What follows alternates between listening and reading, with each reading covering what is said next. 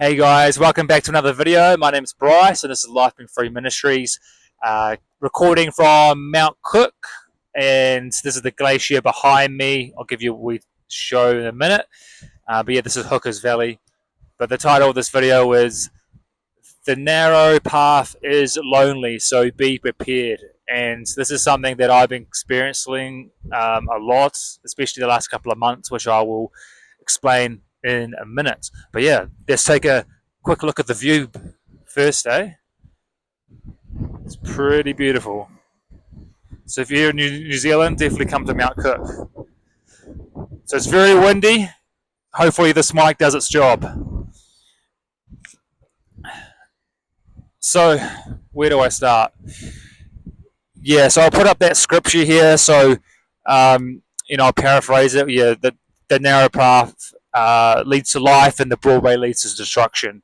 And it just becomes clearer and clearer to me the more that I walk this path with Jesus and God. And for me, it's coming up to 3 years in April this year, and it's so weird because whenever I was in the world, I never suffered from loneliness. Like I always liked my own company, and if I wanted company, I'd just go out and get it.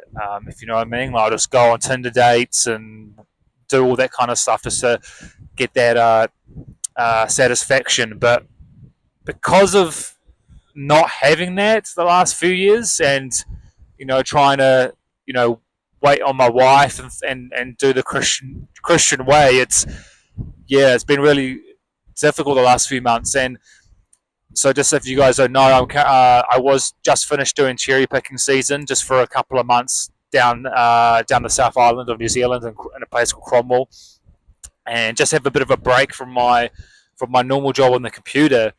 And there's lots of foreigners who do this job, and lots of South American, French, German, all that kind of stuff. And you know, all of them, not Christian, just doing their thing, and they're all traveling with either their girlfriends and whatnot. And as the season got on, there was only maybe a handful of us who were traveling alone or single. And as the time went on, as the season went on, they started, obviously mingling together and, you know, um, hooking up with one another, right? And me being around this, and and they're drinking, they're smoking, and partying, all these kind of things. And for me, it just reminded me so much of my past, and I just really struggled to.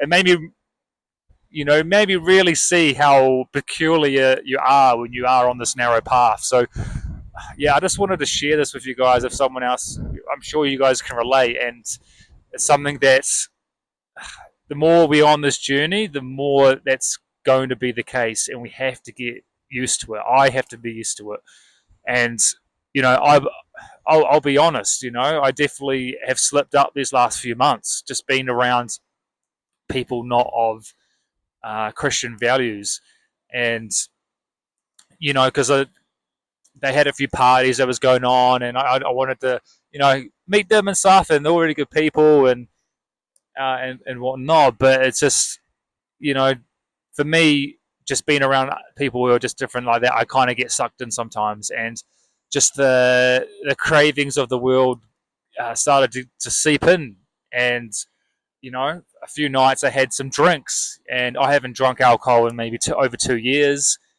Yeah, and I just started to really crave female attention. I'll be straight up honest, you know what I mean? And like just seeing like these Latin women, like South American women are so attractive, man. Oh, I was like looking at these women, I was like, damn. And yeah, man, I was just like, God, what, man? Why can't I? Like, I didn't want that life, like but just that fear of missing out. It's just that social pressure, and we all suffer from it in some form of ways, and that's why I felt like I was so separate from the group in this instance, because we're all living in this campsite, and everyone's living in their vans and stuff and hanging out together, and I was kind of like doing my own thing most of the time, but then I'd always come and hang out some with them sometimes. But I won't go into too much detail, but essentially this one girl was like, giving me some attention. I was like, oh, okay, like I could, my flesh was craving some female attention because I just haven't literally I haven't gone on a date in like 2 years, and I haven't been doing barely message girls or anything, man. I was just totally opposite of what I used to do. I used to be constantly on dating apps and messaging girls on Instagram and doing all that stupid whoremongering stuff. But yeah, this girl like gave me a bit of attention. I was like, yeah, cool, let's hang out. And you know, I told her straight up, hey, look, you know, I'm Christian and nothing's happening right, but look, I still enjoyed like the female company, and I realized it's not actually the sex that I'm craving; it's more the female intimacy. So when we're on this narrow path, there's many things we have to sacrifice and let go of things that we used to enjoy. And for me, yeah, it's funny how you think that you, you've conquered something, but God always shows you no, you still have that love of the world in you, and we just have to keep surrendering to God. And for whatever reason, I haven't fully surrendered on certain things, and it's really, really annoying me. And I don't know why. I just have to work it out with God in some form of way. Like I know because of this period I'm in, I've definitely going through a lukewarm phase. Like I'm not praying enough. I'm not reading my Bible enough. You can tell I'm not doing these videos enough, and it's just a lot of this for me going through this imposter syndrome that I feel that I can't do these videos or share what I'm going through. And I'm sure I'm hopefully someone can relate to this, right?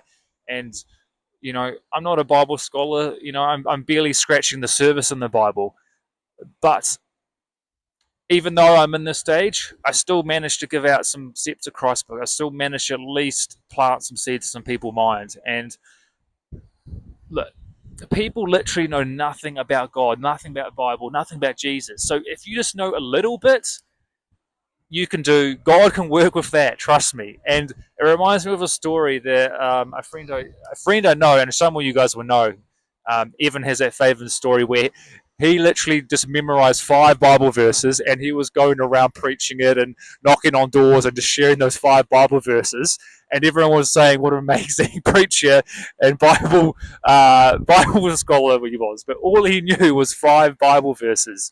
So I just want to encourage you guys: you don't feel like you need to know everything. There was actually this one girl I met today. She had a tattoo on her. I noticed a tattoo like behind her neck. And what was it? What did it say again? It said it was a Bible verse that Jesus said. I'm just trying to think what it was. It was, "This kingdom is not my own," or it's a very classic one. I'll put it on the screen when I remember it. And I was like, "Oh, so do you know much about that Bible verse? Like, are you?" She's like, "Oh no, I got it when I was 18. I don't really know where it came from. It just sounded good to me." I was like, "How did you just get a tattoo of a Bible verse and not even know what it's even talking about?" And I said, "Hey, look, well, that's actually the words from Jesus, and from this Bible verse." And it just gave me an opportunity to share a little bit about my faith. And I gave her a Steps to Christ book and say, just go, "Hey, look, this is a really good introduction. If you haven't gone much in the Bible yet, this can give you a great stepping stone to it." But I was always just pointing back to the Bible because she said that she grew up as an Orthodox Christian and knew a little bit, but gone wayward to a lot of this Eastern philosophy, Buddhism. She had a lot of New Age jewelry and tattoos and things like that. However, I just pray God will work with that, and that she reads that book. So, yeah, like I think just when you're on this narrow path, you can take it for granted, and I definitely have. Just seeing how other people live their lives, it's just the few nights that I did join them in their drinking and stuff, I was just like, this is lame. This is boring. Like the conversations are so I don't know, just spiritually dead. It's just about nothing. If you've been in that world, you know exactly what I'm talking about. So don't feel like you're missing out on it. If you're watching this, I just pray that you'll help me get through this period. Help me to get through this lukewarmness and get that fire back and do more for God. Because whenever I do something for God, I always feel better. And whenever I pray, I always feel better. So I don't know why I don't do it. It's us humans are weird, right? We know what we need to do, but we just don't do it. All right, I'm going to leave on that note. I pray that this video has helped someone that they can relate to that. We're not all perfect. We're all going through things. This road with God it's like a roller coaster, guys. Man, it's crazy. I even remember when I was like just coming into the truth, and I was on fire, man. I was doing like 3 or 4 Bible studies a week, reading, doing all sorts of things, and then I remember saying to my mate, I was like, "Man, I can't see how people go lukewarm, man. I'll just keep going. I love this. I love the truth." And now I guess I can now understand why people go lukewarm. I can now understand, like, just life gets in the way and you get busy and you don't put God first. You just put everything else but God first. And that's definitely my problem. And I need to try better. I need to stop being spiritually lazy, sleeping in, all these kinds of things. All right, guys. Well, I'll leave you in beautiful Mount Cook. I'm going to head back to the campsite. I'm going to do another hike tomorrow, a bit of a longer one. And I'll try and do a video there as well.